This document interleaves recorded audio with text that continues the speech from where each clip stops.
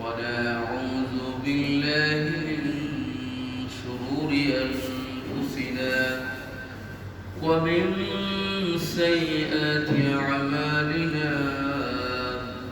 من يهد الله فلا مضل له ومن يضلله فلا هادي له ونشهد أن لا إله إلا الله وحده لا شريك له ونشهد أن سيدنا وسندنا ونبينا وحبيبنا وشفيعنا ومولانا محمدا عبده ورسوله أرسله بالحق بشيرا ونذيرا وداعيا إلى الله بإذنه سراجا وقمرا منيرا أما بعد فقد قال الله تبارك وتعالى في كلامه المجيد والفرقان الحميد أعوذ بالله من الشيطان الرجيم بسم الله الرحمن الرحيم إن الله يحب التوابين ويحب المتطهرين صدق الله العظيم قال الله تبارك وتعالى في شان حبيبه آمرا ومخبرا إن الله وملائكته يصلون على النبي يا أيها الذين آمنوا صلوا عليه وسلموا تسليما اللهم صل على سيدنا مولانا محمد وعلى آل سيدنا مولانا محمد دو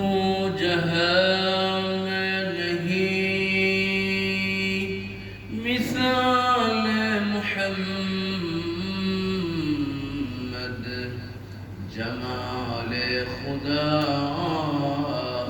کمال محمد اللهم صل على سيدنا مولانا محمد وعلى آل سيدنا مولانا محمد رحمة على جهاك سب اجالا کر دیا رحمت رحمن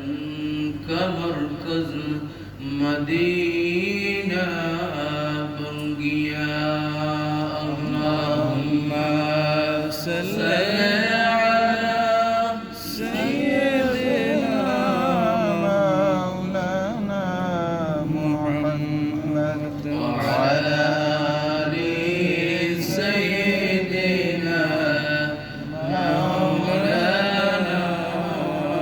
محمد بلغ العلا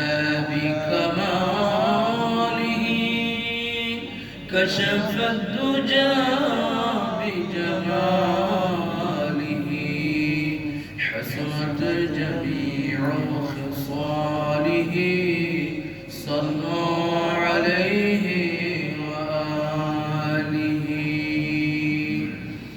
إن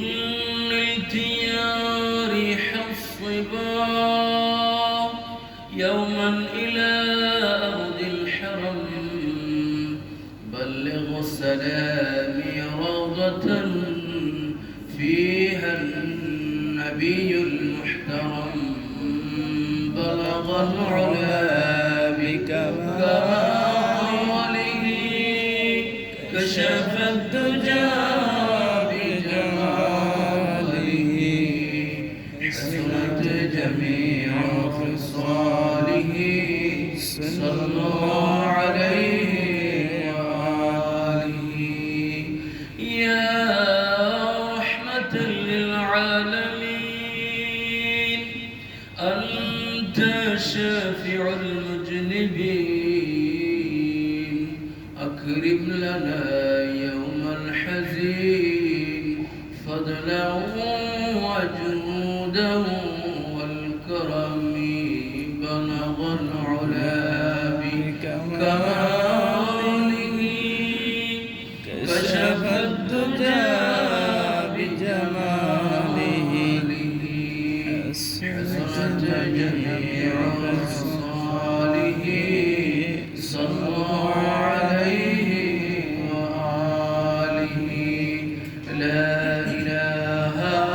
إلا الله محمد رسول الله صلى الله عليه وسلم সম্মানিত উপস্থিত মুসল্লিন ইকরাম সামিন আযম প্রিয় হাজিরিন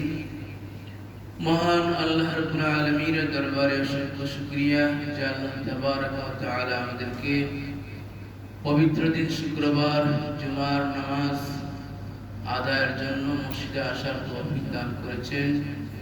তাই আমরা সর্বপ্রথম মহান আল্লাহর দরবারে শুকরিয়া আদায় করে নেই আলহামদুলিল্লাহ আল্লাহ তাবারক ওয়া তাআলা আমাদেরকে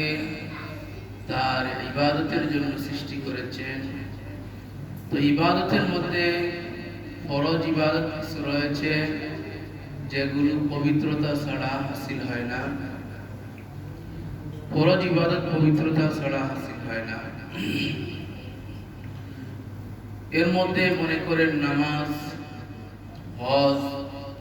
এই সমস্ত ফরজ ইবাদত আপনার ওযু করতেই হবে তো আল্লাহ তাবারক ওয়া তাআলা পবিত্র কোরআন কারীমে ইরশাদ করেন ইন্নাল্লাহা ইউহিব্বুত তাওয়াবিন ওয়া ইউহিব্বুল মুতাতাহহিরিন নিশ্চয় আল্লাহ তওবাকারীকে এবং পবিত্রতা অর্জনকারীকে ভালোবাসেন তওবা হচ্ছে ফিরে আসা যে মানুষ আল্লাহর প্রতি ফিরে আসে আল্লাহ তাবারক ওয়া তাআলা তাকে কি করেন ভালোবাসে আল্লাহ নবী ইরশাদ করতেছেন যে একজন মানুষ যদি একজন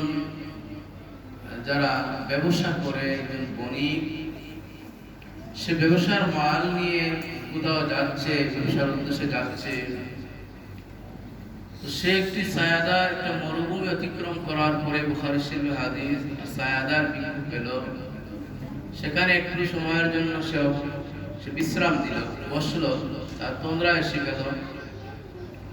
তো দেখলো তন্দ্রা এসে গেল তার উটের উপরে তার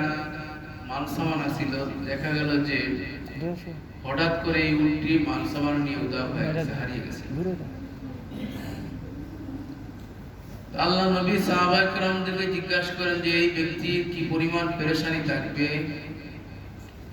সাহাবায়ে কেরাম বলেন ইয়া রাসূলুল্লাহ এই ব্যক্তি পেরেশানির শেষ থাকবে না তো নবী বলতেছেন যে আল্লাহর কোন বান্দা যখন আল্লাহর পথ থেকে দূরে সরে যায় সেই বান্দা সরে যাওয়ার কারণে আল্লাহ তাবারক ওয়া তাআলা রহমত অনুগ্রহ ওই বান্দার জন্য কি করে অনুশোচনা করে আফসোস করে সুবহানাল্লাহ তো নবীজি বলতেছেন যে এই ব্যক্তি অনুশোচনা করতে করতে চিন্তা করতে করতে আবার তার ঘুম এসে গেল কিছুক্ষণ সে আবার ঘুমিয়ে গেল বসে বসে ঘুমিয়ে গেল বা শুয়ে ঘুমিয়ে গেল অনেকক্ষণ পরে দেখলো যে সেই ব্যক্তির আবার সেই হারিয়ে যাওয়া উটটি মানসামারা নিয়ে আবার ফিরে আসছে। সেই ব্যক্তি কি পরিমাণ আনন্দিত হবে! সাহাবায়ে কেরাম বলেন, ইয়া রাসূলুল্লাহ, এই ব্যক্তি অত্যন্ত আনন্দিত হবে। আল্লাহর নবী বলেন, সাহাবায়ে কেরামরা রে, আল্লাহর কোন বান্দা যদি আল্লাহর পথ থেকে দূরে সরে যায় এবং সে যদি বুঝতে পারে, বোঝার পরে যদি সে আবার আল্লাহর রাস্তায় ফিরে আসে, ওই ব্যক্তি তার হারানো উট মানসামানা পেয়ে যে পরিমাণ খুশি হয়েছে, আমার আল্লাহ তার বান্দাকে আবার তার রাস্তায় পেয়ে তার চাইতে আরো বেশি খুশি হন। সুবহানাল্লাহ। তাহলে দেখেন, আল্লাহ তওবাকারীকে